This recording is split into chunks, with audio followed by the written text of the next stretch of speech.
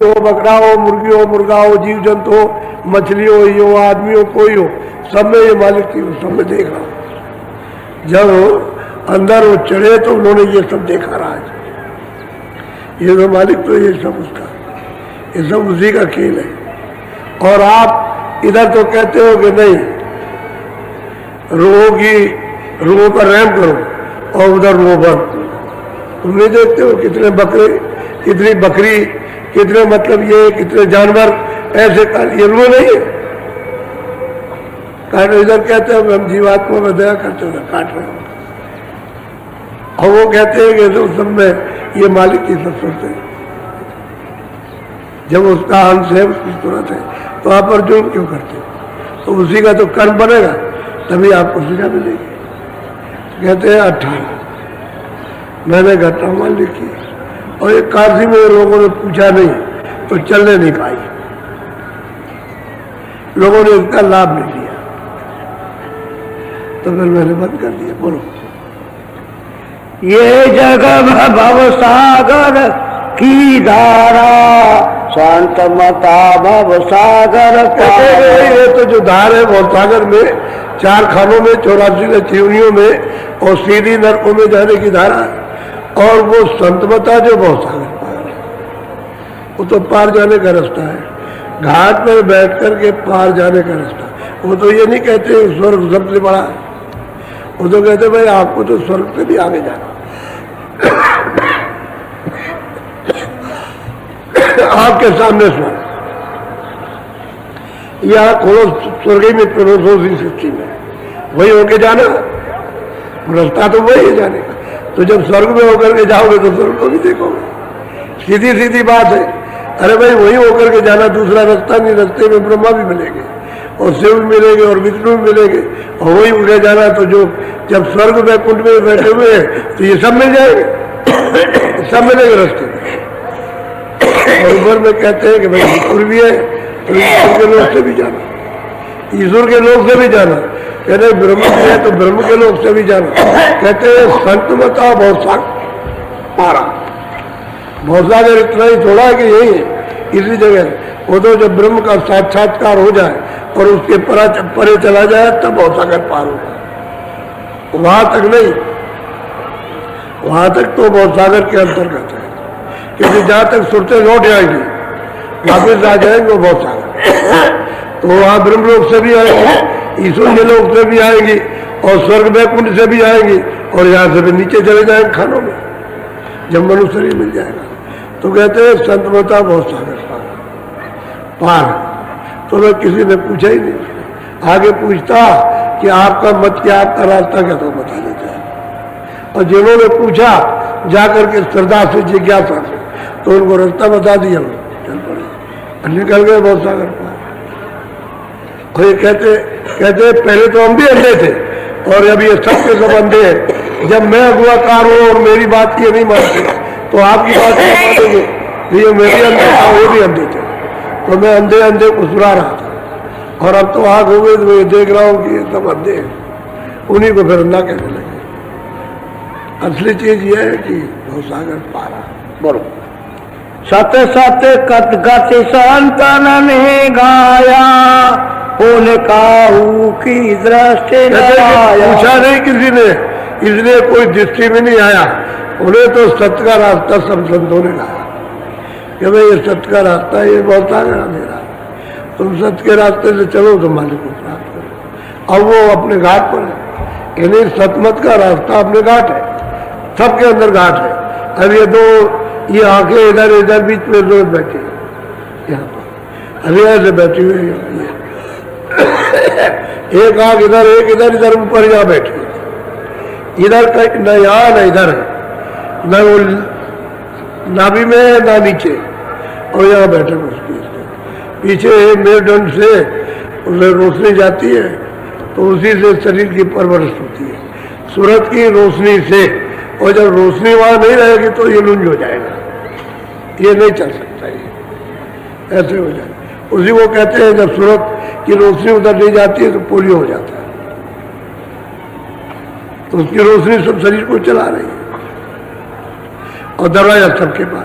कोई आदमी कहे कि नहीं औरों के पास दरवाजा नहीं, सबके पास, क्योंकि यहाँ सूरत बैठी हुई सबके पास आँख है, तीसरी आँख सबके पास, तीसरा कान सबके पास, तीसरी नाक सबके पास। कोई ऐसा नहीं जिसके पास नहीं है, लेकिन पर्दा पड़ा हुआ है इसलिए आप उस आँख से, कान से, नाक से काम नहीं कर सकते। तो कहते हैं भवसागर, अरे संतों का मत तो इससे परे का, ये भवसागर में जाने का है। तो आप वहां भी तो चलो ना, ऊपर जाओ तो स्वर्ग में चलो, चलो भाई स्वर्ग तो जीते ही पहुंचो, लेकिन वो भी नहीं मानेंगे, कहले हम स्वर्ग में नहीं मानते। तो अंधे इसलिए नहीं मानते, जानकार हो तो मानने लगे। जब आप कहते हो ब्रह्मा विष्णु महादेव स्वर्ग में रहते हैं, वैकुंठ में रहते हैं, तो आप क्यों नहीं मानते? वहां चलो, जब वहां पहुंचोगे तो उनको भी देख लो, तो उनका भी दर्शन कर लो, तभी तो पता चलेगा। बोलो। काहू चितधर चेतन कीरा, तासे सत गुरु वेदन। अब कहते हैं कि किसी का चित्त तो चेता नहीं और कोई सदगुरु के पास गया नहीं, तो ये भेद उसको कैसे मिलेगा? ये रास्ता है और वहाँ अपना घर, अपना देश है और वहाँ मालिक रहता है, कुछ नहीं पता चलेगा। बोलो। जग विरोध देखा जब जानी, सात कांड रामायण। जब हमने देखा कि विरोध हो गया है, तब हमने इस पर विचार किया, जाओ सात कांड रामायण ही बना। तो अंदर के मंडलों को लेकर के उन्होंने बनाया वो सात कांड, और बनाया हाथ तो सतलोक तक का पूरा विवरण दिया। उसी रामायण में नीचे से, यहाँ से और ऊपर का पूरा विवरण दिया। कह रहे मैंने फिर सात कांड खंडों में बनाया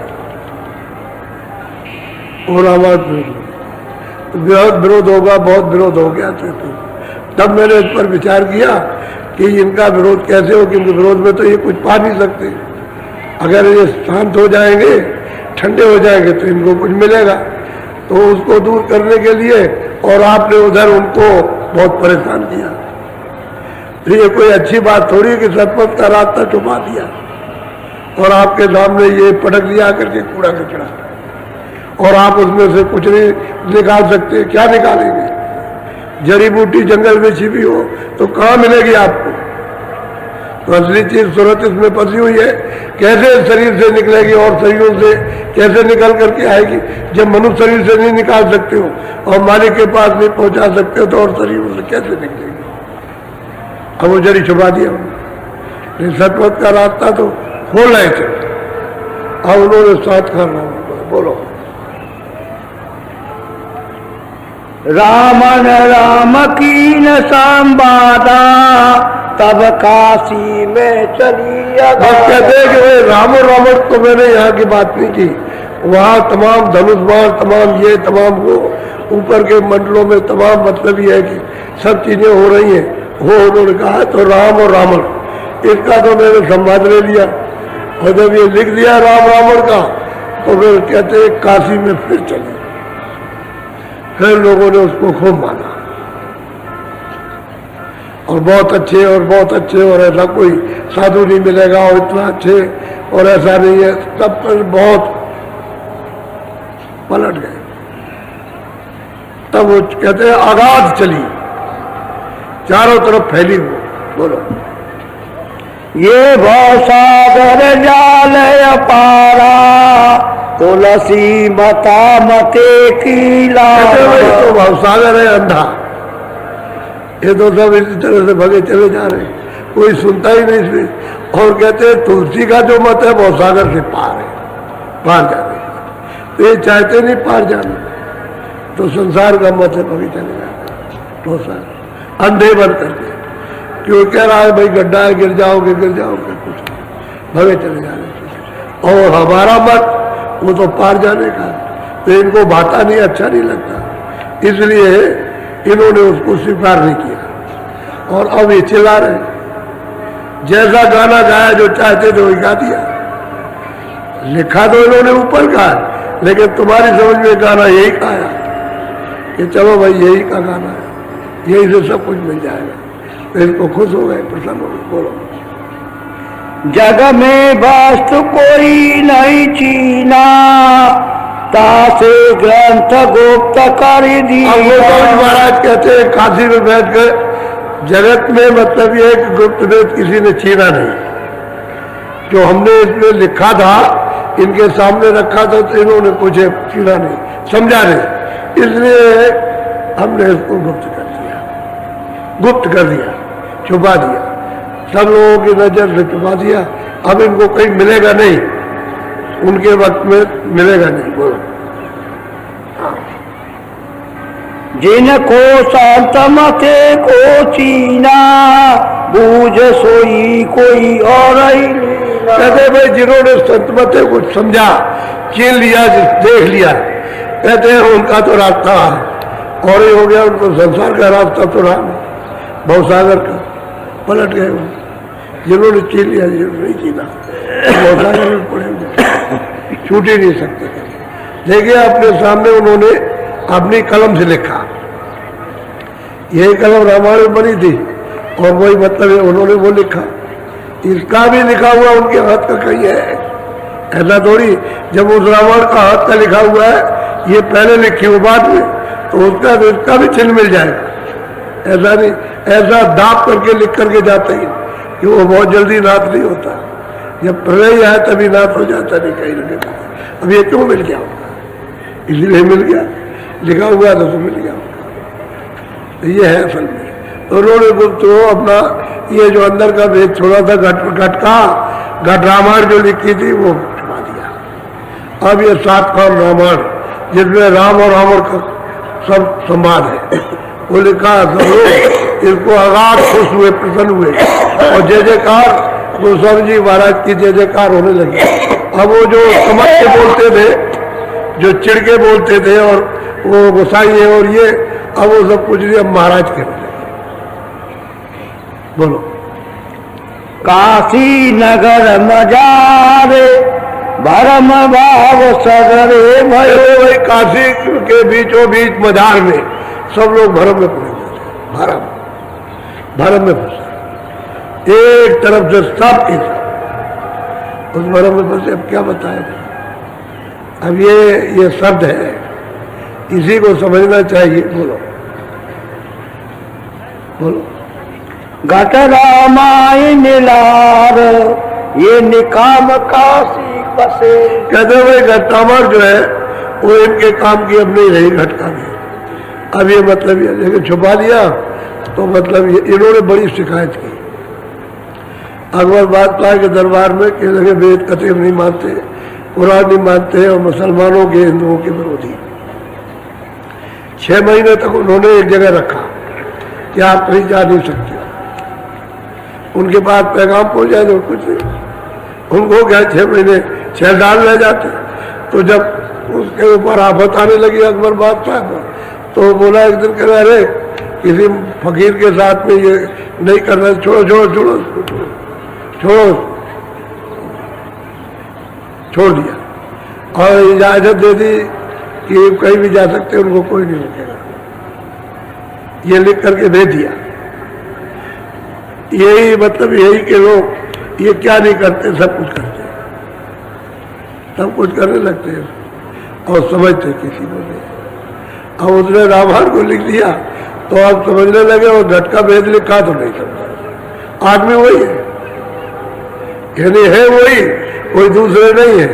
और उसी को कहते हैं कि नहीं बहुत अच्छा, आप उन्होंने आपने कहा बहुत अच्छा, अच्छा है, अच्छा तो जाके पूछना चाहिए था कि रामायण में क्या लिखा, उन्हीं से पूछते तो वो बता भी देते, उनसे बात कोई गहरी पूछते। बोलो तुलसी कहत बताई अपनी उत्पत्ति विधि विधि। अब गोस्वामी जी महाराज कहते हैं कि भाई लोग शंका करेंगे ये कहाँ के रहने वाले थे, वो कहते हैं चलो मैं अपनी उत्पत्ति, मैं क्या था और कहाँ था तो जरा इनको ये बता दूं तो लोग समझ तो जाएंगे। नहीं लोग समझेंगे कि नहीं नहीं कोई और थे, कोई और थे, कोई तीसरे थे, कोई चौथे थे, तो वो खुद अपने लिख रहे हैं। बोलो सोधे तपा सत्संगत लार जग जब से तन में। कहते मैं सब बताऊंगा आपको, जब से तन में आया वो भी मैं बताऊंगा, मुझे सुध-बुध थी या नहीं थी ये भी मैं आपको बता दूंगा। यानी कहाँ इस शरीर में किस जगह मेरा जन्म हुआ उस सब बताना चाहते। बोलो। अब अपनी विधि कहा विषेखा, तुलसी कीच नीच कर ले। हम वो अपने आप को कहते हैं कि भाई देखो मैं तो बिल्कुल नीच था और कीचड़ में फंसा हुआ था संसार भवसागर में।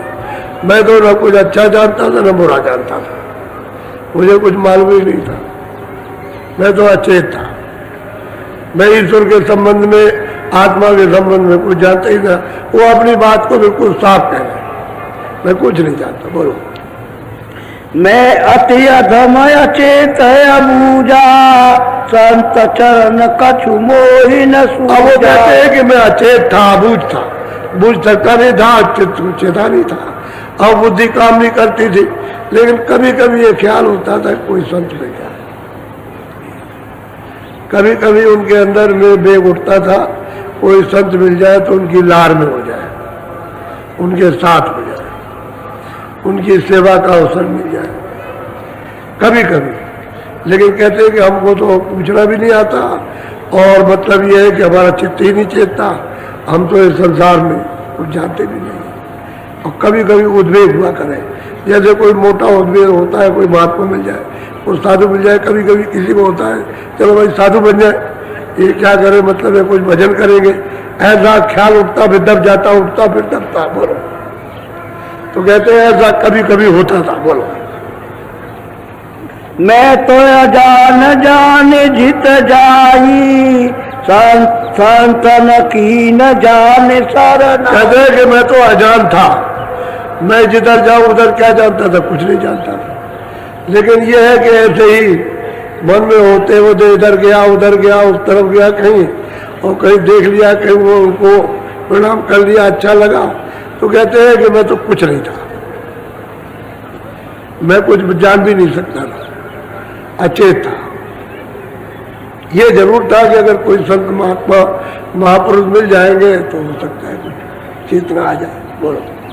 मैं तो अचेत चेत चेतन नाही, संत चिताई की न अपना। कहते हैं कि भाई जब हमको मिल गए, जब गुरु महाराज कहते खंड गुरु मिल गए तो संतों ने अपने पास में बैठाया और बैठा करके हमारे चित्त को चिताया, जगाया। फिर बुद्धि उन्होंने विवेक कराया। कहते हैं कि उन्होंने तो अपनी शरण में बैठा कर और कुछ जगा लिया, कुछ चिता दिया, कुछ समझाया, कुछ और बता रहे, और मैं कुछ जानता नहीं था, मुझे कुछ मालूम नहीं था। अब ये तो उनकी कृपा धीरे धीरे हो रही है कि मुझे जगा रहे, चिता रहे। बोलो।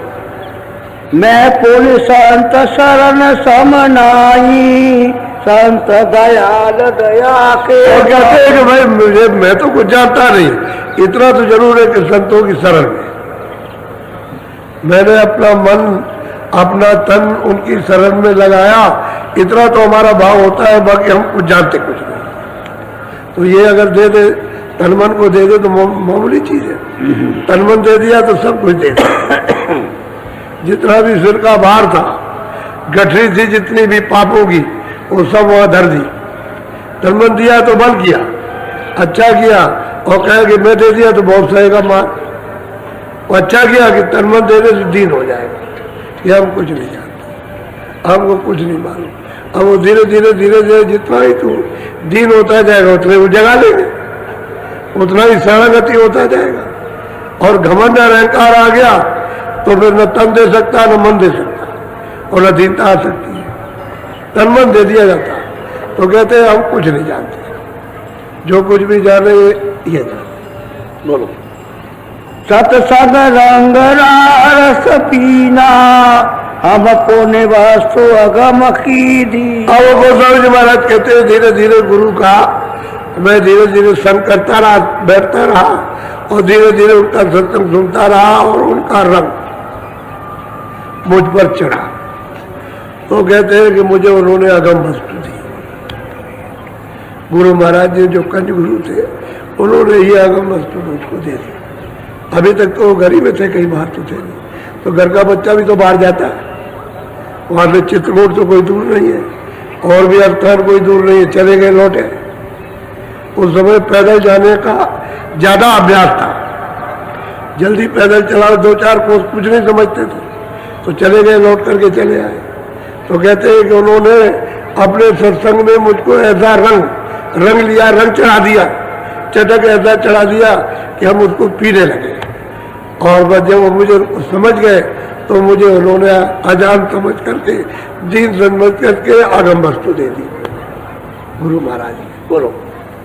अस अस कछु दिन काशी माही, रहे तहाँ पुण्य सहज सुभाव। भाई काशी में रहा, बस सहज स्वभाव से वहां रहता रहा, अपना सहज स्वभाव से काशी में अपने रहते रहे। लेकिन गुरु ने कितनी दया और कृपा की, जब कुछ नहीं थे वो मिल गए हमको, उन्होंने ये सब चीज दी, हमारे पास कुछ नहीं था। बोलो। 16 से 16 में सोई, कार्तिक बदी पंचमी हो। कहते 16 से 16 था, वो 18 नहीं था, 16 से 16 कार्तिक बदी पंचमी। बोलो। आए पलक राम एक शांति, रहे काशी में नानक पर। कहते भाई ये आए उस समय पर काशी में सबसे पहले यही आए। एक पलक राम मतलब ये नानक पंथी थे, और उनसे वो बड़े साधु भाव के थे, बड़ी गोष्ठी उनसे हुई। तो गोस्वामी जी ने उनको सब ग्रंथ साहब का पूरा भेद सुनाया कि भाई तुम्हारे ग्रंथ साहब में ये रास्ता है, ये है, और इस तरह से वहाँ सुनते जाती, ये सब उनको बताया। तो बहुत दीन भाव से उनके शरणागति हो गए और कहा कि मेरे ऊपर कृपा दया कीजिए, मैं तो रास्ता नहीं जानता, किताब पढ़ता हूँ, किताब पढ़ लेता हूँ, मुझे मालूम तो कुछ है नहीं। तो ये खूब अच्छी तरह से उन्होंने संवत 16 से। बोलो। गोष्ठी भाव विधि उनसे कीना, खुशी भये मार्ग कोली। कहते भाई बहुत प्रसन्न हुए, कहते मार्ग ले लिया, रास्ता ले लिया, फिर अपना भजन कर लिया। बोलो। घट रामायण ग्रंथ बनावा, ताकि विधि दिवस सब गावा। उन्होंने कहा कि भाई मैंने घट रामायण जो बनाई है, इसकी विधि सब कुछ उन्होंने बताई उनको कि भाई ये घट रामायण एक तरह से विधि बता करके, और रास्ता बताया, और उनसे समझाया भाई ग्रंथ साहब में तो ये लिखा हुआ है, कोई अलग नहीं है, रास्ते से चलो, तो ये सब चीजें तुमको जो ग्रंथ में लिखी हुई सब मिलेगी तुमको। उनको समझाया, उनको यकीन आ गया, विश्वास आ गया। अब बोलो। चलो। संवत 16 से 18, उठी मौज ग्रंथ कियो सारा। बस कहते हैं संवत 16 से 18 में जब इच्छा हुई है, तो मेरे मतलब यह है कि फिर इस ग्रंथ को लिख दिया।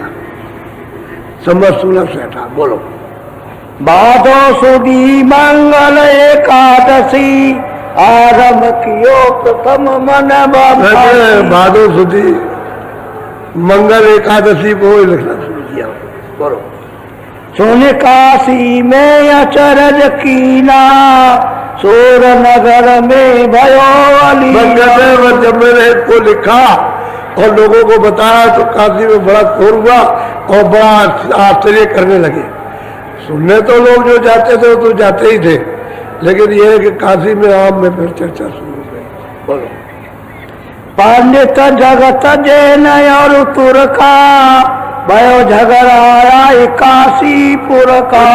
काशी में मैं चलाया और मैंने ये ग्रंथ को घट रामायण को लिख दिया, तो ब्राह्मणों से, मुसलमानों से, उनसे सबसे झगड़ा हो गया, सबसे, सभी से झगड़ा हुआ है। ये नहीं कि भाई एक तो हो गया और सबने झगड़ा किया, जिसको जो चाहा तो झगड़ा किया। बोलो। पंडित देख जगत मिल सारा, घट रामायण परिवार। सारे पंडित भेद मुसलमान ये वो छोटे बड़े सब मिलकर के साहब शोर मचाया कि घट रामायण घट रामायण घट रामायण। प्रचार तो हो ही गया उसका। कैसे भी महापुरुष प्रचार करा दे, चाहे निंदा से करा दे और चाहे स्तुति से करा दे, दोनों बातें हो जाती है। निंदा से भी प्रचार करा देते हैं, स्तुति से भी हो जाता है। स्तुति में देर लगती है क्योंकि उसमें ठोस ठोस आते, निंदा से सब लोग जाते, सब लोग जाते, एक ही झटके को मार दिया। देखिए महापुरुषों की कला देखिए, उनको कितना बड़ा ज्ञान होता है भूत भविष्य और वर्तमान का, कि सब लोग ये जार करके मैं तो साधु ये वो सब कितने भी मुसलमान साहब ये पुकारने लगे। और बस जो उन्होंने किताब को बंद किया और सात का नाम जब लिखी तो बस तक उलट गया, साधु वेद सब नतमस्तक सबके। ये बोलो जो कुल झगड़ारी जस भाती, जस जस भया दिवस वो कहते हैं अगर झगड़ा को अगर मैं सब कुछ वर्णन करूं तो मुझे तो बहुत किताब चाहिए, कागज और समय चाहिए। तो वो थोड़े से शब्दों में ही उसको बंद करते हैं कि बहुत झगड़ा हुआ। मामूली झगड़ा नहीं, गोस्वामी जी के साथ में बहुत झगड़ा हुआ, 38 से ज्यादा झगड़ा। बोलो तासे ग्रंथ गुप्तयम कीना, घट रामायण चरण नदी। हैदराबाद को हमने इस ग्रंथ को गुप्त कर दिया क्योंकि उन्होंने मतलब एक इसको चलने नहीं दिया, मैंने इसको बंद कर दिया। और सब मालिक के मिलने का ही रास्ता है, दूसरा घटनाओं में कुछ नहीं, सभी मालिक का। एक तो ये कि इनका प्रसंग जो इन्होंने प्रश्न किया उसका उत्तर, और सब मालिक के मिलने का ही है, लेकिन वो समझ नहीं सके बेचारे, क्या करें, सबके सब उलझ गए। बोलो या से शांत मते की रीति, जगत जानन जाने। कहते हैं जनमत का जो रास्ता है उसका रीत और तरीका है, उसका भाव और भजन, वो तो मतलब ये है कि अबूझ है जो संसारी है वो तो जानते नहीं, उनको कुछ मालूम नहीं है, इसलिए उन्होंने ऐसा विरोध कर दिया कि उनको तो कुछ पता नहीं। रास्ता जान जाए तब तो अलग बात है, तब तो उनका रास्ते से और उस चीज से प्रेम प्यार भी हो जाए, रास्ता किसी को मालूम नहीं। बोलो संबत 1631 रामचरित्र कीन पद ईसा। कहते हैं संबत 16 से 31 था संबत, कहते हैं फिर मैंने रामचरित्र 7 खान रामायण फिर मैंने बना 31। अब ये 42 साल की अवस्था लगेगी, ये उनका हो जाएगा। अब कहाँ 18 और कहाँ मतलब 31, इसमें उन्होंने रामचरितमानस को बनाया। बोलिए ईश कर्म अवतारी भावा, कर्म कर्म भाव सब जाति सुनावा। कहते भाई कर्म जो मनुष्य करता है, जो उसको अधिकार मिला हमको, और ईश्वर ने जो इनको दिया है अधिकार, कि कैसे कैसे अधिकार दिया, तो ब्रह्मा विष्णु महादेव उनको यहाँ पैदा किया और उनसे तपस्या कराई, और तपस्या कराकर समाधि लगवाई, और समाधि लगाने पर उन्होंने देववाणी सुनाई, और देववाणी सुना करके उन्होंने पूरा विधान बनवाया। विधान जब बन गया तो आदेश दिया कि सबको सुना दो, सबको ये सुनाया गया, और सुनाने के बाद में इनको सब अधिकार दे दिया। और मैंने कर्म भाव और ईश भाव कि उन्होंने क्या आदेश दिया और कैसे कैसे विधान बनवाया, और इन जीवों को जो मनुष्य शरीर मिलते हैं इनको कैसे सुनाया, ये मैंने वर्णन किया। मैंने तो और कुछ कहा नहीं, कोई मैंने ईश्वर की कोई बुराई तो की नहीं। उन्होंने वो तो पहले ही भजन कराते, ईश्वर का पहले ही सामने भजन है, पहले उसी का भजन करो। अरे घंटे और शंख की आवाज उसी की आवाज है, पहले उसी का चिंतन कराते तब आगे बढ़ते, बगैर उसके चिंतन के आगे नहीं कि नाम भी इसका लो, रूप भी इसका, और इसका ये स्थान है, और इसको तुम याद करो, उसकी आवाज को सुनो, तो उसकी गंदगी को उसी की आवाज की गंदगी साफ करो। घंटे और शंख की आवाज जब अंदर सुनने लगेगी तो गंदगी साफ करती है। अभी तो घंटे शंख की आवाज आती नहीं है, लेकिन जब सुनने बैठोगे तो आने लगेगी। और लोगों को कितनों को यहाँ सुनाई देता, औरतों को, देवियों को भी सुनाई देता, आदमियों को भी सुनाई देता। उससे सफाई होती है तुम्हारी सूरत की, अंतःकरण की, मन की, बुद्धि की, तब आवाजें खुलती है, नहीं तो आवाजें नहीं खुलेगी। जब खुलेगी नहीं तो आप सुनोगे, ऊपर नहीं चढ़ोगे। तो ये तो आवाज जब खींचेगी तभी तो आप इसके पास पहुंचोगे, तो वो नाम ही है, ये नाम है।